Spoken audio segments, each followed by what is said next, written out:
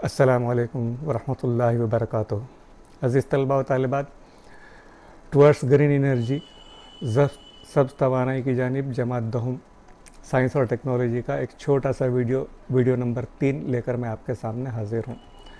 अज़ीज़ तलबा, आपको जहन में होना चाहिए हम इस वीडियो में अब तक क्या पढ़ रहे हैं और अब क्या पढ़ चुके हैं, अब तक क्या पढ़ चुके हैं और अब क्या पढ़ रहे हैं।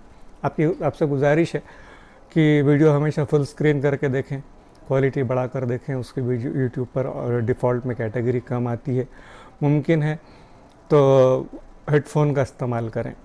चलते हैं टॉपिक की तरफ। हम इस टॉपिक में बेसिकली पढ़ने वाले हैं कुदरती गैस पर मुनहसर बरक़ी तवानाई का मरकज़, यानी arrangements in power plant based on energy of natural gas. आपको शॉर्ट में रिवाइंड करा दूं कि हम अब तक हमने क्या पढ़ा। हम पढ़ रहे हैं बरक़ी अमाले का क़ानून, यानी इलेक्ट्रोमैग्नेटिक इंडक्शन। एक चीज़ जो आपके जहन में होनी चाहिए, जब भी ये वर्ड इलेक्ट्रोमैग्नेटिक इंडक्शन या बरक़ी अमाले का क़ानून आपके जहन में आपके सामने आता है, आपको याद होना चाहिए बिजली पैदा करने का उसूल कि rotate a coil in a magnetic field, किसी तार की लच्छी को बरक़ी मक़नातीसी मैदान में घुमाया जाए। अगर आप ये करते हैं तो बिजली पैदा होना शुरू हो जाएगी। या फिर अगर आप मक़नातीसी मैदान घुमाइए, तार की लच्छी को बीच में रखिए, इसे हम बरक़ी अमाले का क़ानून कहते हैं, इलेक्ट्रोमैग्नेटिक इंडक्शन कहते हैं। हमने अब तक जो जितनी चीज़ें पढ़ी हुई हैं उनमें हर जगह इसी इलेक्ट्रोमैग्नेटिक इंडक्शन या बरक़ी मक़नातीसी अमाले के क़ानून को इस्तेमाल करके बिजली किस तरह पैदा की जाती है ये देखा है। मतलब वहाँ पर टरबाइन होगा, टरबाइन कॉइल से जुड़ा होगा, टरबाइन घुमाने के लिए मुख्तलिफ़ किस्म के तवानाइयाँ इस्तेमाल कर रहे हैं। यहाँ पर हम पढ़ने वाले तीसरी और आखिरी कुदरती गैस पर, यानी नेचुरल गैस जो होती है, इस पर बिजली पैदा किस तरह की जाती है। इसके लिए इसका जो फ्लो चार्ट है वो फ्लो चार्ट मैं आपके सामने रख रहा हूँ। कंप्रेसर फॉर प्रेशराइज्ड एयर, या दबाव के तहत हवा। कंप्रेसर होता है, आप गाड़ियों में, साइकिल में हवा भरने के लिए इस्तेमाल करते हैं। मुंह से अगर हवा फूंक दें आप तो उसमें हवा नहीं जाएगी, उससे बहुत ज़्यादा दबाव के तहत हवा अंदर डालनी पड़ेगी, तो कंप्रेसर होता है। और वो कंप्रेसर हवा को तेज़ी से बाहर की तरफ फेंकता है, तो उसमें बहुत ज़्यादा हवा जमा कर दी जाएगी। वो बाहर फेंकने के लिए कंप्रेसर लगेगा हमको। कंप्रेसर से ये निकलने वाली हवा जाएगी कंबशन चैम्बर को। मतलब कंबशन मतलब जहाँ पर जलता है, उर्दू में इसको आतिशी खाना लिखा हुआ, मतलब एक्चुअली जो कुदरती गैस जिस जगह पर जलने वाली है वो कंबशन चैम्बर। फिर वहाँ से निकलकर ये जो गैस है उसके बाद जुड़ा होगा गैस टरबाइन, या गैस पर चलने वाला टरबाइन। टरबाइन में आपको मालूम है उसके बाद जुड़े होते हैं जनरेटर्स। तो ये जनरेटर, और जनरेटर से हमेशा आखिरी में लिखते हैं हम लोग बरक़ी तवानाई या बिजली की तवानाई। और फिर नेचुरल गैस यानी कुदरती गैस बतौर ईंधन जो है तो आतिशी खाने में ये कंबशन चैम्बर में इस्तेमाल की जाती है। ये फ़्लो चार्ट आपको क्या समझाता है? आपको समझाता है कि हम बहुत ज़्यादा दबाव के तहत हवा और नीचे से कुदरती गैस दोनों मिलाकर कंबशन चैम्बर में डाल रहे हैं। वहाँ पर ये गैस जलेगी हवा की मौजूदगी में। किसी भी ईंधन को जलने के लिए ऑक्सीजन गैस की ज़रूरत होती है, वो ज़रूरत यहाँ पर पूरी की जाएगी। फिर कंबशन चैम्बर में जो गैस जलती है उससे टरबाइन घूमेगा, टरबाइन से जनरेटर जुड़ा होगा, जनरेटर से जो है तो बरक़ी तवानाई पैदा करने का काम यहाँ पर हम लोग करते हैं। ये उसका फ्लो चार्ट होगा। अब इसमें जो तब्दीली होगी, तवानाई की तब्दीलियाँ जिस तरह से हम अब तक पढ़ते आ रहे हैं चैप्टर में, तो वो तब्दीलियाँ कैसी होंगी? तो अगर आप गैस इस्तेमाल कर रहे हैं कुदरती गैस का मतलब क्या होगा ये जहन में रखिए कि ज़मीन से पेट्रोल के, डीजल के साथ, कोयले के साथ निकलती है कुदरती तौर पर, और इनको जलाने के लिए इस्तेमाल किया जाता है। कंप्रेस्ड नेचुरल गैस, सीएनजी आपने सुना होगा। सीएनजी में हम क्या करते हैं कि पेट्रोल पंप की तरह के पंप होंगे, वहाँ पर जाकर इसको गाड़ियों में भराते हैं, और भराने के बाद फिर जो है तो गाड़ियाँ इस पर पेट्रोल या डीजल के बजाय इस गैस पर जलती हैं। तो ये गैस, कुदरती गैस या नेचुरल गैस जो होती है, it can be used as a fuel, it can be substituted, it can be used as a substitute for petrol, diesel and coal. Petrol, diesel और कोयले की जगह पर हम इसको बतौर ईंधन सब्सटीट्यूट के तौर पर हम इसको इस्तेमाल करते हैं। तो अगर आप ये जलाते हैं तो जलने पर इसकी जो कीमियाई तवानाई है वो हरारती तवानाई में तब्दील होगी। हम किसी भी ईंधन को अगर हम जलाते हैं तो you are converting chemical energy of that fuel into thermal energy और हीट एनर्जी। तो ये इस्तेमाल कर रहे हैं हम लोग। ये इसकी वजह से जब गैस जलती है तो ये जो अभी आप स्क्रीन का अगला पार्ट देख रहे हैं उसमें एक kinetic energy generated due to combustion of natural gas, मतलब कुदरती गैस के एतराफ़ से जो तवाने बिल हरकत पैदा होती है वो तवाने बिल हरकत में तब्दील हो जाएगी कीमियाई तवानाई, फिर ये टरबाइन की तवाने बिल हरकत में तब्दील होगी और फिर उसके बाद जो है तो ये जाकर इलेक्ट्रिकल एनर्जी में यानी बरक़ी तवानाई में तब्दील होती है। इस तरह हम 4 किस्म की तवानाइयों की तब्दीली से यहाँ पर गुजरते हैं। We are transforming energy from one form to another. इसके बाद का जो स्क्रीन है आपको यहाँ पर, इसमें आपको नज़र आ रहा है तो बरक़ी मरकज़ का खाका। यही सेम डायग्राम इंग्लिश मीडियम की बुक में भी मिलेगा, उर्दू मीडियम की बुक में भी मिलेगा। यहाँ पर लेबल्स उर्दू में है, पहले इसको समझ लीजिए। मैंने आपको कहा कि ये यहाँ से हवा जो होती है वो हवा यहाँ से अंदर जाएगी कंप्रेसर में, तो उसको जमा करेगा और जमा करके इसको तेज़ी से कंबशन चैम्बर या आतिशी खाने की तरफ भेजेगा यहाँ से, इस तरह से, और नेचुरल गैस यहाँ से आएगी। मतलब कंबशन चैम्बर या आतिशी खाने में कुदरती गैस और हवा दोनों मिलकर आएंगे, वहाँ पर ये जलेंगे। जलने के बाद वो गैस टरबाइन को उनकी एनर्जी जाएगी और उस एनर्जी से गैस टरबाइन घूमेगा। जो गर्म हवा बचती है वो यहाँ से टरबाइन के पास से बाहर खारिज कर दी जाएगी।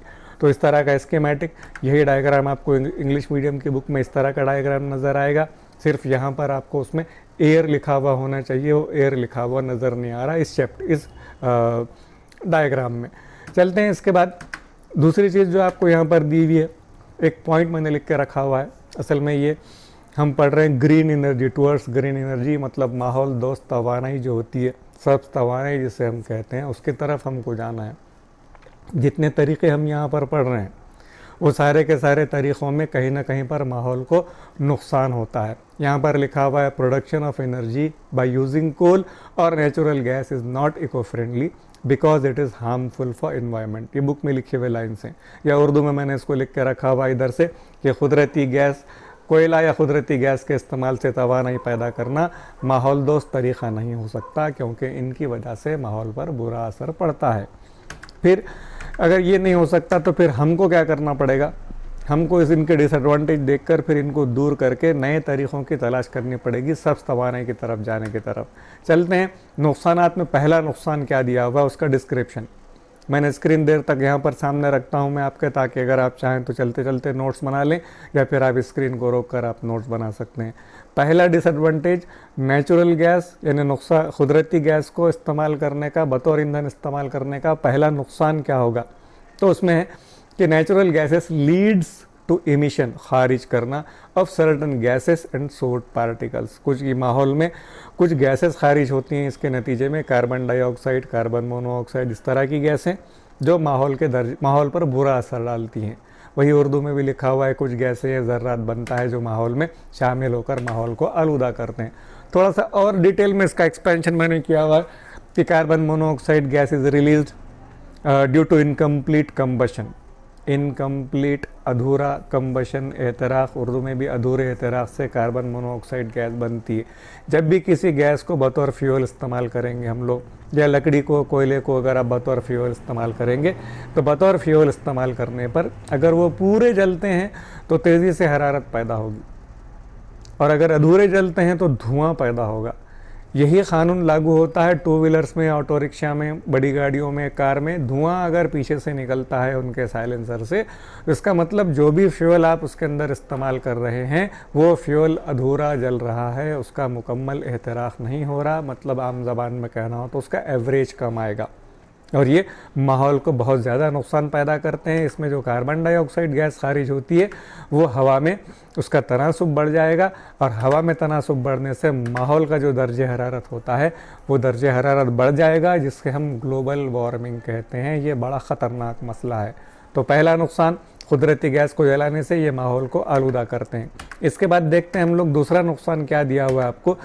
कोल and natural gases are said to be non renewable sources. ये जुमले हमेशा के लिए आपके जहन में बैठ जाने चाहिए। कोयला, मिट्टी का तेल, पेट्रोल, डीजल, इस तरह की ज़मीन से निकाले जाने वाले रकाजी ईंधन, या जिनको इंग्लिश में हम लोग फॉसिल फ्यूल्स कहते हैं, तो ये फॉसिल फ्यूल जब भी ज़मीन से निकाले जाते हैं तो इनको बनने के लिए हज़ारों साल का वक्फा लगता है। लेकिन अगर इनका पता हमको चल जाए तो हम इनको निकाल कर बहुत कम अरसे में इस्तेमाल कर लेते हैं। तो फिर इस्तेमाल कर लेने के बाद इन ज़खायर को दोबारा इस्तेमाल नहीं किया जा सकता। एक बार कोयला ख़त्म हो गया, पेट्रोल ख़त्म हो गया, डीजल ख़त्म हो गया, तो इनसे हम दोबारा इन चीज़ों को इन जगहों से हासिल नहीं कर सकते। मतलब इन ज़ख़ीरों को दोबारा ज़िंदा नहीं किया जा सकता, नॉन रिन्यूएबल, जिनको दोबारा रिन्यू नहीं किया जा सकता, मतलब ये महदूद ज़खायर हैं, हम इन्हें हमेशा के लिए इस्तेमाल नहीं कर सकते, ये बहुत जल्द ख़त्म होने वाले हैं।